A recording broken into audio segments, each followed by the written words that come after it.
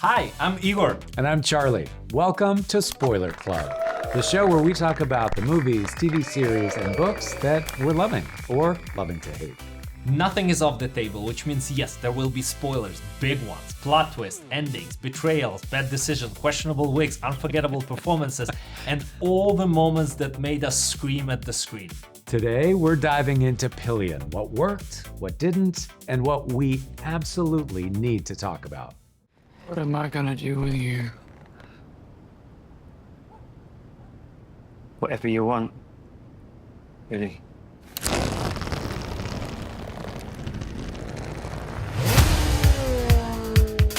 Pillion, what were your first thoughts as the credits rolled? Well, I was kind of ready. I knew it was going to be spicy, a little bit spicy, because we saw a trailer for it. So I knew what sort of I was getting into. It was going to be like a BDSM movie. But you know what really surprised me is the humanity of it. That was kind of like interesting twist on it. Few times when like BDSM is portrayed in movies, I don't think it ever portrayed from like a loving standpoint, from like a lot of heart. Okay, so You know, like for example, if you ever saw Irreversible, Gaspar Noé. So Vincent Cassel character in Irreversible travels through like an underbelly of Paris and goes through this kind of like a sex club, like sort of a gay sex club with this BDSM sort of portrayed like happening. But it's always portrayed like a dirty, like sort of depraved people are doing this, right? And what was really, really refreshing, and I think maybe even more so, I couldn't speak for them, but for like BDSM community, is how humane and how loving it was portrayed. Like there was dignity in it. That's what I noticed. You know, like it wasn't like, you know, just humiliation. Like those are people. And, Yeah. And I don't know. For me, like the big takeaway was like, oh wow, this is like multifaceted characters. This is not just a gimmick for the sake of like showing, you know, BDSM. No, like they go through this whole roster of emotion, which is interestingly enough for the character of Alexander Skarsgård, Ray. It was like a different kind of journey, but there still was humanity in there. I don't know. Like, what did you think? Well, I went in kind of thinking, okay, is this going to be like a meet cute? And it ended up feeling more like a meat boot. I actually had to Google what pillion was. I'd never heard that word before. Right. And I found that the meaning of pillion is a passenger who rides behind a motorcyclist. Right. So I thought even that in itself, choosing that as the title of the film, it gives the characters positions within the BDSM community immediately, right? Because we understand that Alexander Skarsgård's character of Ray is definitely the, the top in this situation, and the character of Colin is the sub, right? And to be a passenger in one's own life, it's kind of that feeling of just you're going along for the ride. You're not in control. Literally, you're submissive to the other person's desires and wants and where they want to take this whole thing. And there's a line at one point that Ray says to Colin, I'm going to try and remember it here. Early on when they meet, he says, "You have an aptitude for devotion." And it's just like it's such a poetic and beautiful phrase, but at the same time, it really sums up this idea of how he wants to frame that relationship. And his POV on it is that like, you're here to serve, bud. Yeah, but what I really like that he's discovering that he's submissive. Like he's discovering it because he has those little, you know, dates, and he's trying to find people. And like there's the scene with his mom, when mom trying to find him someone, and he discovers that he is like submissive. He really enjoys to be submissive. Like, so it's like a discovery for him. Yeah. But it's like at the deep end, like it's interesting because with the character of Skarsgård, it's like he's very confident in his thing, but he's also a lot of mystery around him. I kind of noticed, like, because he doesn't open to him really. Yeah, absolutely. Ever, like until that last scene at the end, he doesn't open to him, and he has this sort of history that we don't learn about. Like he has tattoos of the names. But who are those? Like, you know, is this his There's a wife, couple the women's kids, names, I think. women's, right. So maybe he had the family or something. He's running away. You know, like there's this whole mystery, which I like. It doesn't have, not everything in film has to be, you know, explained or Absolutely. like I love a little bit of mystery, but it's interesting them intersecting at this point. Harry Melling character Colin is at the right sort of time, at the rape sort of time, to be like snatched by someone to dominate him, right? Yeah. Like he was basically, but he didn't know. I don't think he knew that he had it in him, because it's like it comes out, especially for his family, like almost like out of nowhere, you know? Absolutely. And Harry Melling is a really interesting actor because he's like in his early 30s now. I think he might be around 33. But his physicality and his face, you're not quite sure. It's like, is this person 18 or 42? Like, oh yes, and you know this- what I really like about him? I think at some point I showed you the YouTube video about the Hollywood is too pristine, too like a lot of Botox, a lot of perfect faces. Everyone has like straight teeth. Not to say anything about, you know, Harry Melling, that he's a character. He's a character. He has a lot of like everyman appeal. Yes.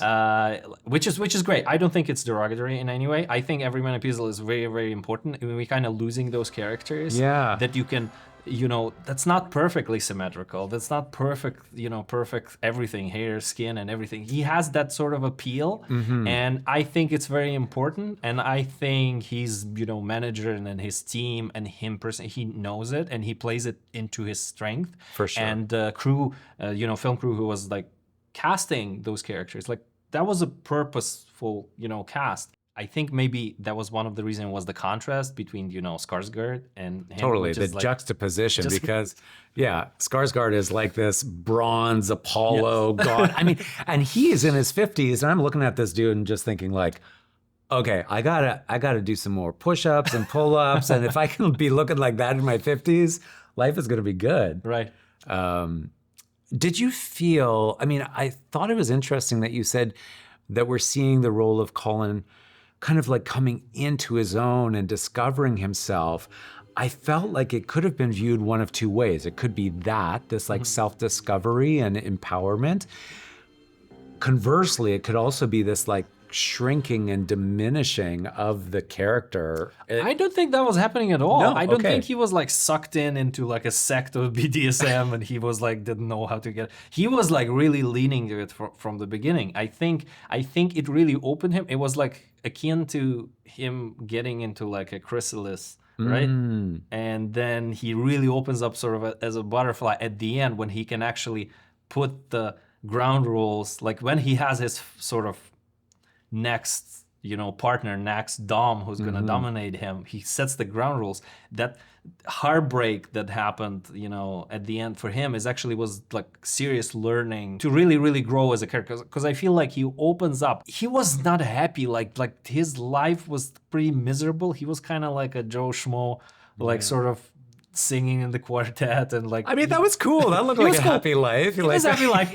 I think he kind of circled back that he still enjoyed that. Yeah. But I mean, like how filmmakers, I think, portrayed him in the beginning. Like he doesn't feel like he's satisfied with a date, with the day-to-day. It's also this whole gray UK aesthetic. Right. Like, you know, it's not the setting. Some of those love movies are like in Italy and like you know, France, under like, the Tuscan sun, it's drenched with sunlight, and there's like flavors hormones and there's young people and they you know having all this romance. This is like very, very opposite of it. This is like this dreary, always kind of gray UK suburbs or something. I thought it was interesting what you said there about, you know, for his next relationship, welcome to the spoiler club, and towards the end of the film where he is setting some ground rules and like, this is how I want to be treated and this is how I want to go moving forward.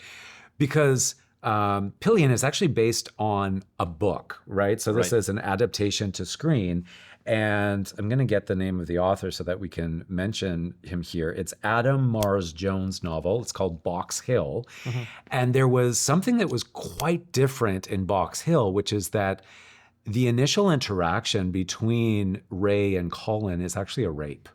Oh, really? Yeah. So Skarsgård character rapes the wow. Colin character. And so this adaptation chose to go in a different way to put Colin also in a seat of power, that he is choosing this relationship and it is consensual. So they wanted to build in some language of consent right from the get-go that I Right. thought was kind of cool and like an interesting update.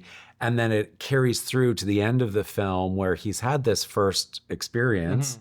You know, he's become his own butterfly, but now is really speaking for himself. And and I think that's the thing. Like when you mentioned that, it sounds like you saw this as more of a love story, which I found really I fascinating. really also saw it as like sort of empowerment story. Like he gets all the cards. I think the lesson was important, very important. Like if people don't love you, you can really make them, and he'll fall in love again. Like it's not that, like it was a really downer moment. He kind of like left him, but they didn't go and like make him, you know, suicidal or like make his, he didn't ruin his whole life and like on the altar of this one love that he found. He moves on, which is, I think, a great message. Is generally, it was a very humanistic film in the way that I feel like it's not showing like a tragedy of it. Like his life doesn't end there. The character of Skarsgård, Ray, allows him to move on. Like he allows him to move on. He doesn't, they don't go through the prolonged like decay of relationships. He allowed them. I know it was very like abrupt, like he cut it, right? But I don't know. I think it was a more humane way of doing it, as opposed to like smothering someone into hating them or like slowly turning into, you know, hatred. Because maybe Ray has realized that he can't give Colin what Colin is asking for. Because there's the one conversation where Colin says, you know, I could be happier.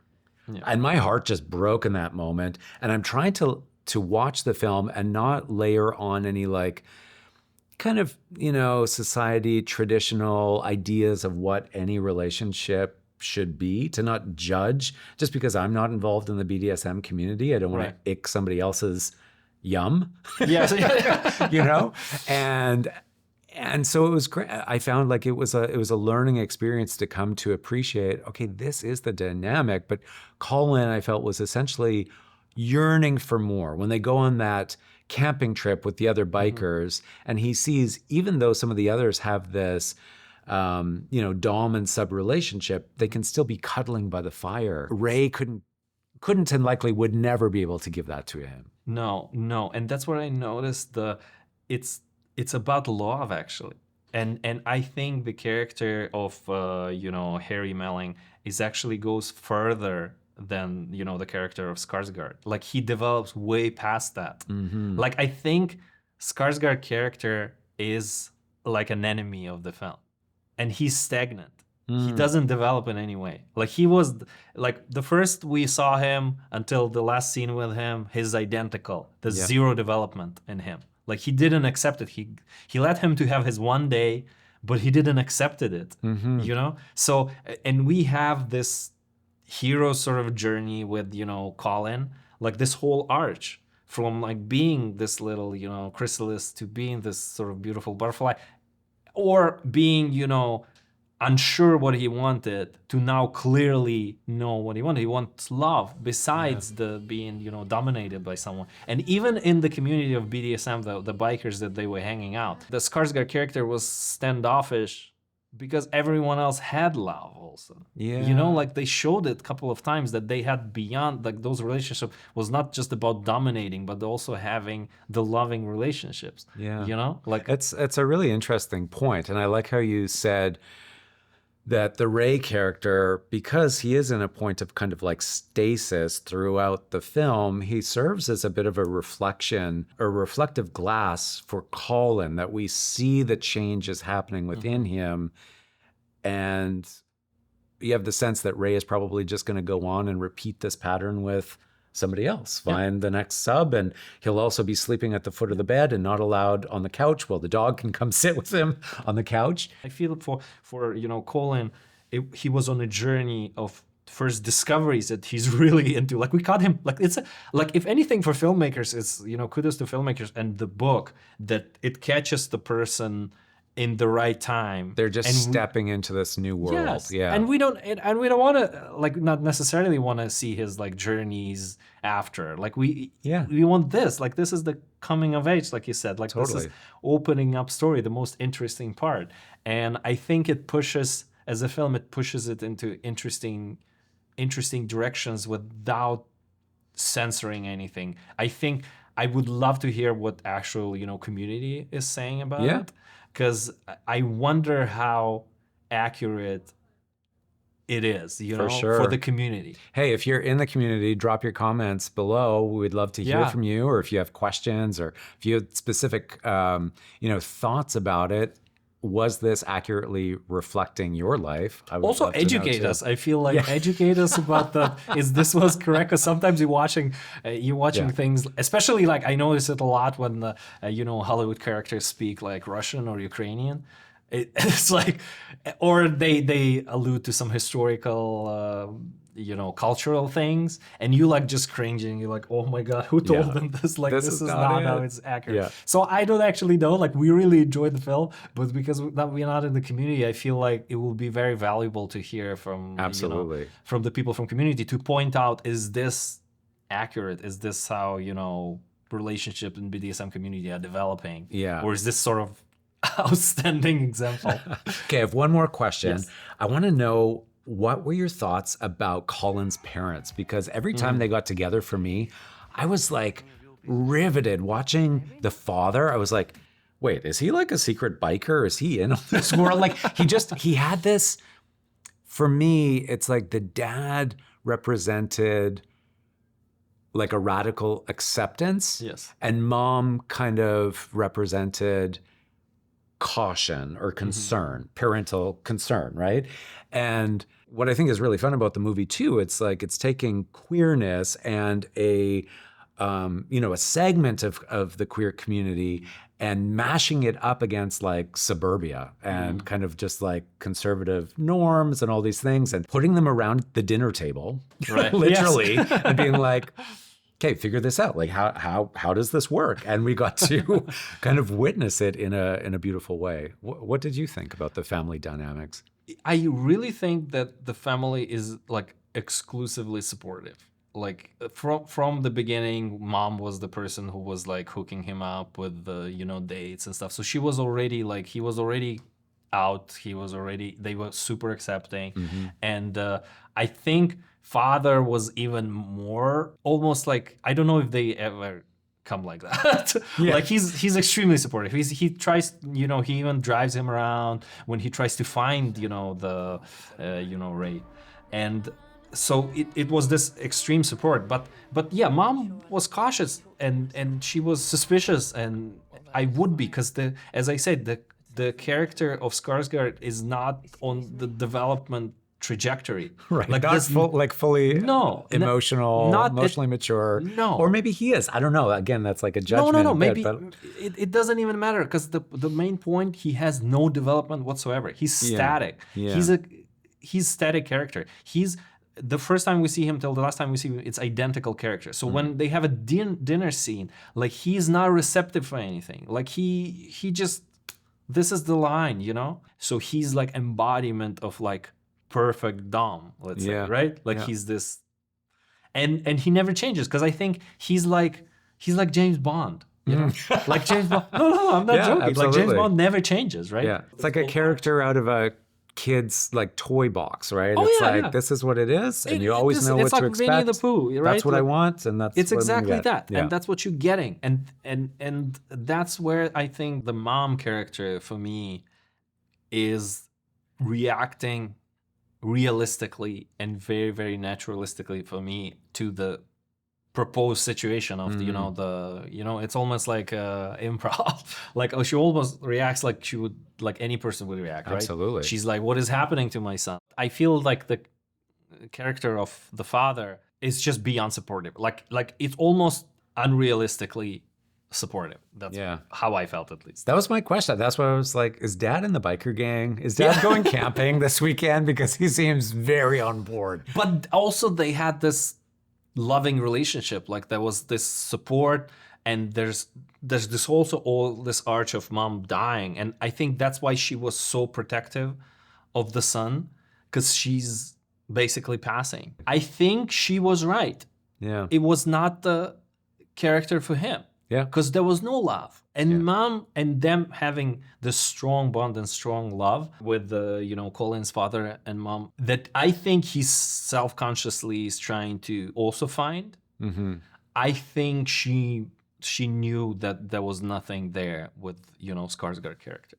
Don't think about it. What was the most memorable scene in the movie for you? When they have this sort of table scene when everyone's laying down and they, having fun with their, sub. I don't know if Skarsgård went like full method and like whipped the, the penis, but it was very interesting. Maybe it did. I don't know. I would be very curious how is it shot, and if we can find some BTS, we're gonna plug it here and show you if it was a prosthetic or something like that. Who knows? I mean, I did appreciate that they didn't back away from the sex and sexuality of it, because I think this is this community, and why have any shame? Why not have pride in, who these folks are? Yeah. I love the wrestling scene. I thought it was like hilarious and charming. They're just like in the living room on the floor, on the carpet, and they're both in their wrestling singlets, and there's like Tiffany playing I Think We're Alone Now or something in the background, like some great, 80s soundtrack. It was like a montage, like this funny montage of like little happy moments. Yeah. And I think it's very emblematic of the whole falling in love arch. This is the love movie for BDSM community. Yeah. And like for all of us to enjoy for sure, but straights have their films, right? And now, gays have their films. It's like, how can we cannot have, the love story for BDSM community? So and it's a great story, but it has a mass appeal. So maybe this was, in fact, both a meat boot and a meat cute. I think so. I think it was. I really enjoyed it. Igor, I brought you this little leather biker rubber ducky today. Oh, wow. Yeah. I think that's Ray. Alexander Skarsgård character. He looks pretty tough. He might take you to a back alley, so watch out. Gotta be careful. That's it for this episode of Spoiler Club. Thanks for watching with us and for letting us ruin the ending in the most entertaining way possible. Now, we want to hear from you. What should we watch, read, or obsess about next? You've got 3 choices. Disclosure Day, Obsession, or Backrooms. Sounds like a pretty good time to me. So drop your pick in the comments and we'll watch the top choice for an upcoming episode. Blah, blah, blah. Bye-bye. Bye-bye. Good job, bud.